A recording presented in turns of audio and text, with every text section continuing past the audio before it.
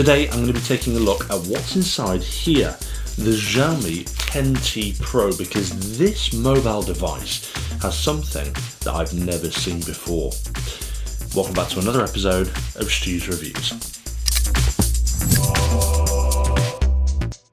If you don't know much about the 10T Pro, it was announced very, very recently, and one of the specs is insane.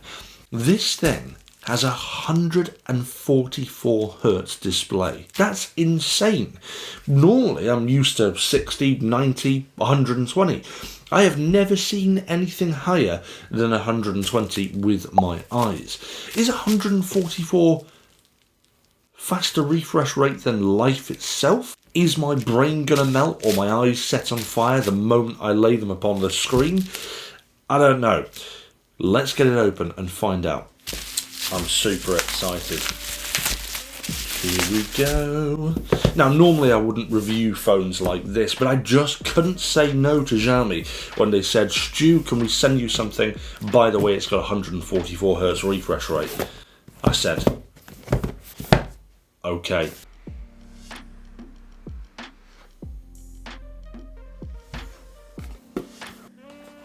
Putting this here. Interesting. Let's have a look and see what we've got in the box.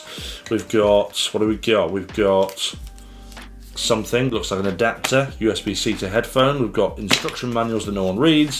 We've got a case, brilliant, with the Xiaomi logo on the back. Fine, not a problem, thank you for the free case, wonderful. And we have the SIM pin. Here we go, 144 Hz adaptive sync display. I'm excited. Look at that. That is a shiny device. I must say I like that. That feels nice. But let's turn this on. Why does nothing ever come pre-charged? I mean, I appreciate why, but I'm still going to whinge about it. Give me a second. Right, I'm hoping this now has enough charge just to get it on, give it a go, and then I can give you some specs. Use it for a bit and tell you what I think. Right, let's have a look. Here we go. Look at this. Alright, we're on, we're up and going.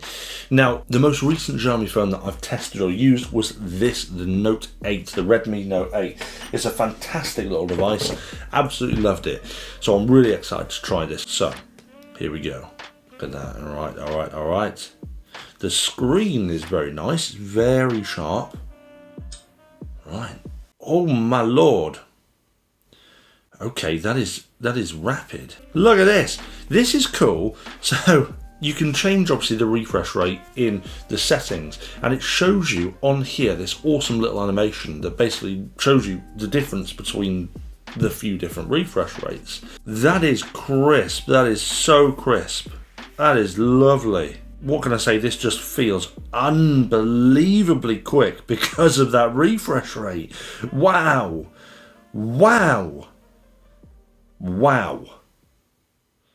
Okay, this is cool. Obviously, this is going to need to be tested a bit further, but stay tuned. I'm going to test it out and come back to you in a week's time. But while I do that, I'm going to leave you with the specs of the 10T Pro. I realise that 144 Hz isn't revolutionary for displays. There are gaming monitors out there with much higher refresh rate, but this is the first time I've seen an adaptive sync display with such a high refresh rate in a phone with my own eyes. And what can I say? This thing is all about speed. As well as the insane display, it runs a beefy high-end Qualcomm Snapdragon 865 processor for a lightning fast experience, adding a sprinkling of 5G connectivity for super fast connected experience as well. The camera setup on here is top tier as well. It has an unobtrusive hole punch selfie camera at 20 megapixels, but the back is where the powerhouse is, featuring a 108 megapixel main camera, 13 megapixel wide angle and a 5 megapixel macro camera.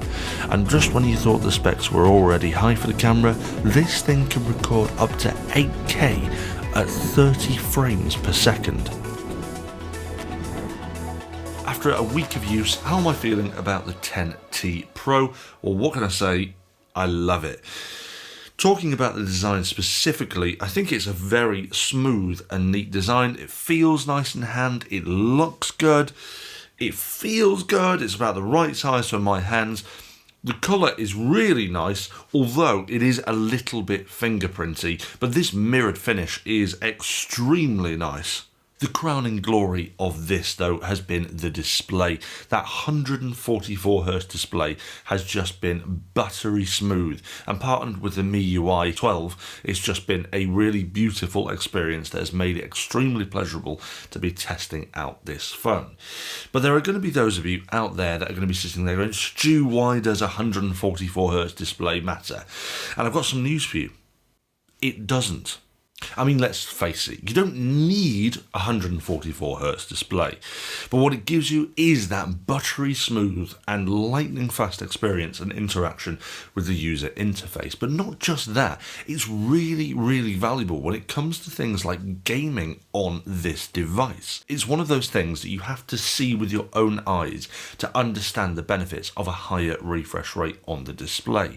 And the fact this has adaptive sync as well, so that it syncs to whatever you're putting through it, is really, really important, because not all apps are optimized to make use of a higher refresh rate. So for example, if you're using an app that can only support 60Hz refresh rate, it will adapt itself to use that refresh rate, which is really important in stopping things like image tearing, which looks like this. It's pretty disgusting. And that sort of thing usually happens when you're moving a character in-game and you're turning around, and what happens basically is there's a conflict between the refresh rate of the graphics and the refresh rate of the screen, and it does result in that very unusual screen tearing experience, which I know a lot of you who play mobile games or games in general probably have experienced at some point in your gaming history. But with this device it doesn't happen, because it adapts to that and will automatically change the refresh rate of the display to mirror the maximum output that it's currently using in the particular app that you're in. And to boot, the graphical capabilities of the Snapdragon 865 is actually very, very good, and you can play games like PUBG at full resolution and full graphical detail without any drop in quality. But despite that fact, and despite the fact it's got all these mod cons for gaming on your phone, it doesn't make me any better at PUBG. I'm more of a Warzone fan anyway.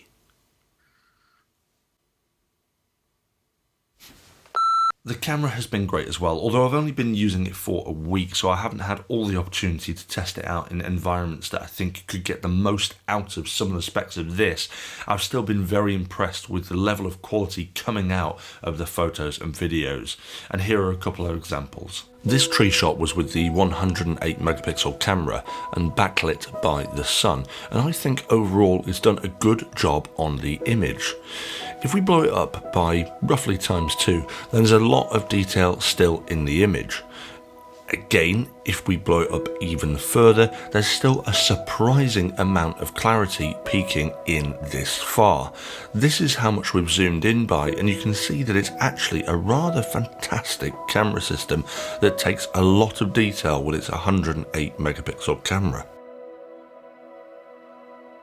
Moving on to the macro lens, again I was pleasantly surprised with the quality. Many phones that have macro are often potato quality, but this really isn't, and actually captures again a surprising amount of detail and colour from what I've tested so far. Although I haven't tested it out fully, portrait mode is nice, and it's produced some reasonable quality despite not having a telephoto lens. And the selfie camera on the front also produced a reasonable quality shot as well, but probably contains too much detail in the form of my wrinkles. The 8K video is impressive as well, and creates some lovely high resolution video that seems sharp throughout, and every shot that's just flashed up has had no post-processing, so has come direct straight from the camera as shot. There are a few things on my wish list for this device. The first consideration which I thought about was the fact that this doesn't have an OLED display, but actually that can be forgiven, understanding the fact that OLED displays at higher refresh rates do often suffer from screen burn. So I think that to me has been covered, and I understand why they've not used an OLED display in this. I'd quite like wireless charging as well, but the only other thing I can really think of that I would have liked with this phone would be a telephoto lens instead of a macro lens.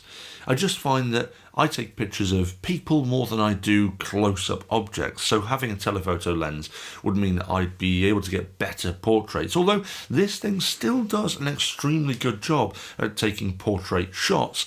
But I believe that if it had a telephoto lens, it might be even a step higher.